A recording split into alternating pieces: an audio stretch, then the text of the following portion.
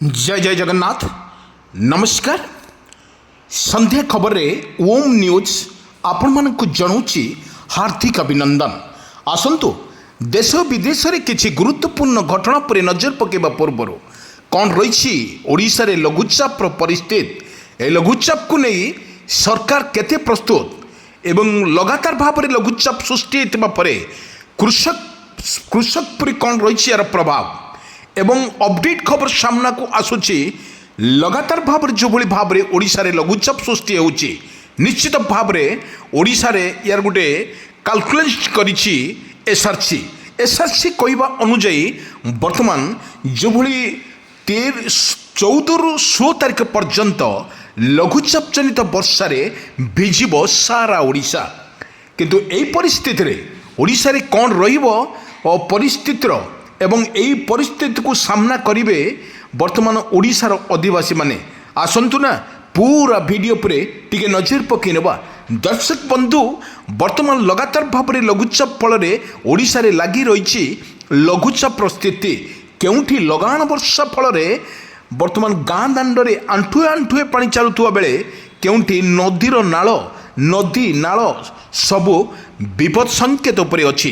किछि विजुअल आमे आपण पाखरे रखुचु जो विजुअल होची रास्तार विजुअल से विजुअल रे किछि देखंतु किपरि रहिछि लघुचाप जनित वर्षा एवं लघुचाप स्थिति वर्तमान स्थल भाग रे लघुचाप तार काया विस्तार करुवा बेले लघुचाप को नहीं चिंतार वर्तमान साधारण जनता।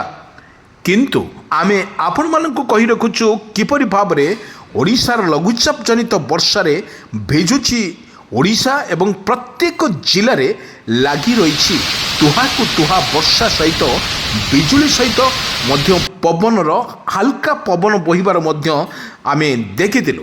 देखंतु किपरि भाव रे रही यार तांडव लीला।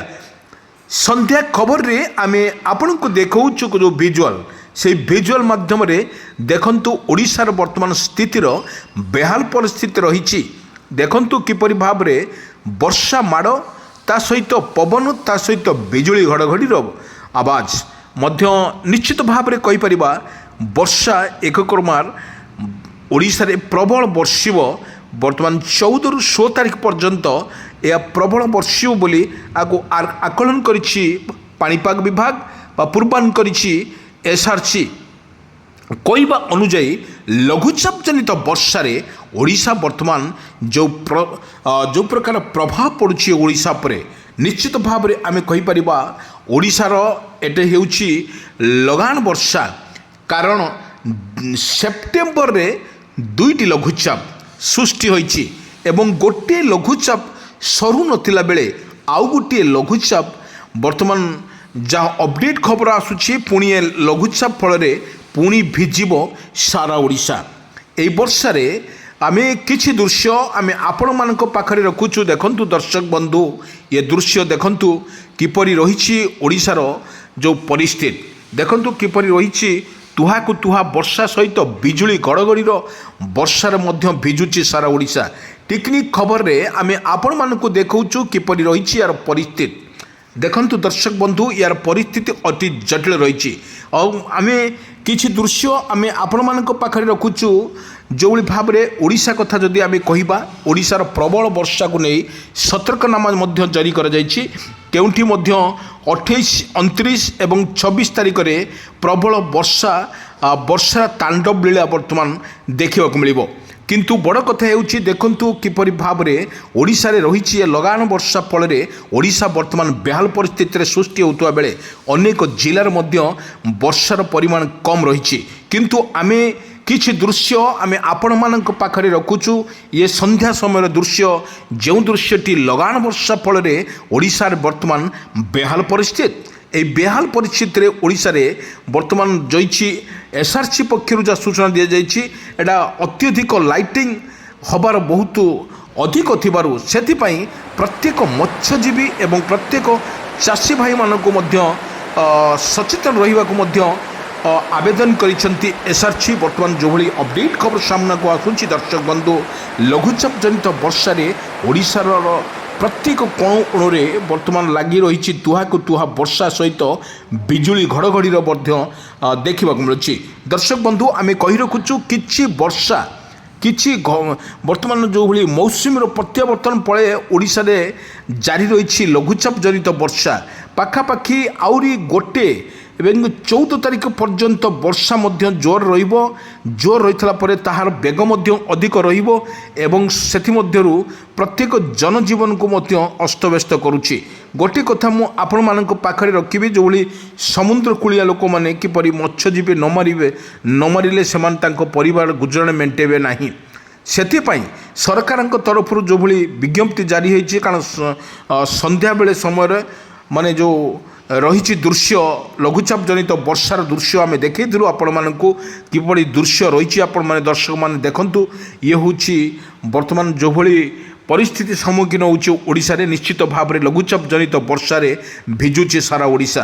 ଦର୍ଶକ ବନ୍ଧୁ ଆମେ ଗୋଟିଏ କଥା କହିପାରିବା ଆପଣମାନଙ୍କୁ, ମତ୍ସ୍ୟଜୀବୀମାନଙ୍କ ପାଇଁ ବାରଣ କରାଗଲା ଏବଂ ସମୁଦ୍ର ଅଶାନ୍ତ ଥିବାରୁ ବର୍ତ୍ତମାନ ମତ୍ସ୍ୟଜୀବୀ ପାଇଁ ବାରଣ କଲା। ଯେଉଁ ମତ୍ସ୍ୟଜୀବୀ ଯେଉଁମାନେ ଅଛନ୍ତି ସେମାନେ ପ୍ରତ୍ୟେକ ଏରିଆ କଥା ଯଦି କହିବା, ଭଦ୍ରକରେ ବାଲେଶ୍ୱର, କଟକ, ପୁରୀ, ଗଞ୍ଜାମ, ଗଜପତି ଏହି ଜିଲ୍ଲାମାନଙ୍କରେ ଅତ୍ୟଧିକର ଯେଉଁଭଳି ବର୍ଷା ରହିବ ତାହା ମଧ୍ୟ କିପରି ଭାବରେ ଏମାନଙ୍କୁ ଯେଉଁ ଲଗାଣ ବର୍ଷା ଫଳରେ ଓଡ଼ିଶାରେ ବେହାଲ ପରିସ୍ଥିତି ସୃଷ୍ଟି ହେଉଛି ଏବଂ କେଉଁଠି ନା କେଉଁଠି ଲଘୁଚାପ ଜନିତ ବର୍ଷାରେ କେଉଁଠି ଆଣ୍ଠୁଏ ଆଣ୍ଠୁଏ ପାଣିରେ ଲୋକମାନେ ଯିବା ଆସିବା କରୁଛନ୍ତି, ତ କେଉଁଠି ରାସ୍ତାଘାଟ ବୁଡ଼ିକି ସବୁ ଛଇଲାଟ ହେଇଛି। କିନ୍ତୁ ଏହି ପରିପ୍ରେକ୍ଷୀରେ ଲଘୁଚାପ ଜନିତ ବର୍ଷାରେ ବର୍ତ୍ତମାନ ଓଡ଼ିଶାର ବେହାଲ ପରିସ୍ଥିତି ସୃଷ୍ଟି ହେଉଥିବା ବେଳେ ଅନେକ ମଧ୍ୟ ଦେଖିବାକୁ ମିଳୁଛି ସରଗରମ ଦେଖିବାକୁ ମିଳୁଛି। କାରଣ ଲଘୁଚାପ ଜନିତ ବର୍ଷାରେ ଯେତେବେଳେ ଓଡ଼ିଶାରେ ପ୍ରବଳ ବର୍ଷା ହୁଏ ସେତେବେଳେ ଜମିରେ ଫସଲ ହେଉ କିମ୍ବା ଧାନ ଚାଷ ହେଉ ଯଦି ଠିକ୍ ଭାବରେ ଚାଷୀ ଯଦି ନ କରିପାରେ ତାହେଲେ ଏବଂ କିଛି କ୍ଷତିପୂରଣ କହିବା ପାଇଁ ସରକାରଙ୍କ ପାଖରେ ଉପସ୍ଥାପନା କରୁଥିବା ଚାଷୀ ବର୍ତ୍ତମାନ ଦେଖନ୍ତୁ କିପରି ରହିଛି। ୟାର ଲଘୁଚାପ ଜନିତ ବର୍ଷାରେ ପ୍ରବଳ ଭିଜୁଛି ସାରା ଓଡ଼ିଶା। ପ୍ରତ୍ୟେକ ଜିଲ୍ଲା କଥା ଯଦି କହିବା, ଭଦ୍ରକ, ବାଲେଶ୍ୱର, କଟକ, ପୁରୀ, ଗଞ୍ଜାମ, ଗଜପତି, ରାଉରକେଲା, ଢେଙ୍କାନାଳ, ପାରାଦୀପ ପ୍ରତ୍ୟେକ ଅଞ୍ଚଳରେ ବା ପ୍ରତ୍ୟେକ ଜିଲ୍ଲାରେ ଲଗାତାର ଭାବରେ ବର୍ଷା ମଧ୍ୟ ଜାରି ରହୁଥିବାର ଦୃଶ୍ୟ ଆମ ପାଖରେ ପହଞ୍ଚିଥିଲା। ବର୍ତ୍ତମାନ ଯେଉଁଭଳି ଅପଡ଼େଟ୍ ଖବର ଆସୁଛି, ଓଡ଼ିଶାରେ ପାଖାପାଖି ଆହୁରି 3 ଦିନରୁ 4 ଦିନ ପର୍ଯ୍ୟନ୍ତ ବର୍ଷା ତୁହାକୁ ତୁହା ବର୍ଷା ମଧ୍ୟ ଜାରି ରହିବ ବୋଲି ଆକୁ ଆକଳନ କରିଛି SRC ବା ପାଣିପାଗ ବିଜ୍ଞାନ କେନ୍ଦ୍ର ଦ୍ୱାରା ସୂଚନାନାମା ଜାରି କରାଯାଇଛି। ଗୋଟିଏ କଥା ହେଉଛି ଯେଉଁଠି ଲଘୁଚାପ ଜନିତ ବର୍ଷାରେ ଉତ୍ତର ଓଡ଼ିଶା କଥା କୁହନ୍ତୁ, ଦକ୍ଷିଣ ଓଡ଼ିଶା କଥା କୁହନ୍ତୁ, ପ୍ରବଳ ବର୍ଷିବ ଏବଂ ପ୍ରବଳ ବର୍ଷାକୁ ନେଇ ସତର୍କନାମା ଜାରି କରାଯାଇଛି। ଲଗାଣ ବର୍ଷା ଫଳରେ ଓଡ଼ିଶାର ସ୍ଥିତି ବର୍ତ୍ତମାନ ବେହାଲ ପରିସ୍ଥିତି ସୃଷ୍ଟି ହୋଇଛି। ଦର୍ଶକ ବନ୍ଧୁ କିଛି ଦୃଶ୍ୟ ଆମେ ଆପଣମାନଙ୍କ ନିକଟରେ ରଖୁଛୁ, ଯେଉଁ ଦୃଶ୍ୟ ସନ୍ଧ୍ୟାର କିଛି ଦୃଶ୍ୟ ଆକାଶ ମେଘାଚ୍ଛନ୍ନ ସହିତ ବର୍ତ୍ତମାନ ତୁହାକୁ ତୁହା ବର୍ଷା ମଧ୍ୟ ଜାରି ରହିଛି ପ୍ରତ୍ୟେକ ଜିଲ୍ଲାରେ। ଏବଂ ଯଦି ଆମେ କଥା କହିବା ଭୁବନେଶ୍ୱର, କଟକ, ବାଲେଶ୍ୱର, ଭଦ୍ରକ এই যে 4টি জেলা রহিলা, এই 4টি জেলাକୁ ମଧ୍ୟ ୟେଲୋ ୱାର୍ଣ୍ଣିଂ ଜାରି କରିଛି ଆଞ୍ଚଳିକ ପାଣିପାଗ ବିଜ୍ଞାନ କେନ୍ଦ୍ର।